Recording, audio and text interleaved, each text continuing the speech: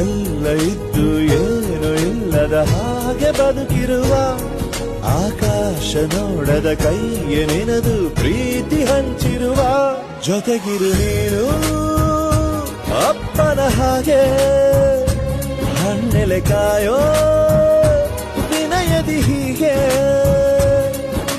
ನಿನ್ನನು ಪಡೆದ ನಾವು ಪುನೀತ ಬಾಳು ನಗು ನಗುತ್ತಾ ಬೊಂಬೆ ಹೇಳುತ್ತೈತೆ ಮತ್ತೆ ಹೇಳುತ್ತೈತೆ ನೀನೇ ರಾಜಕುಮಾರ.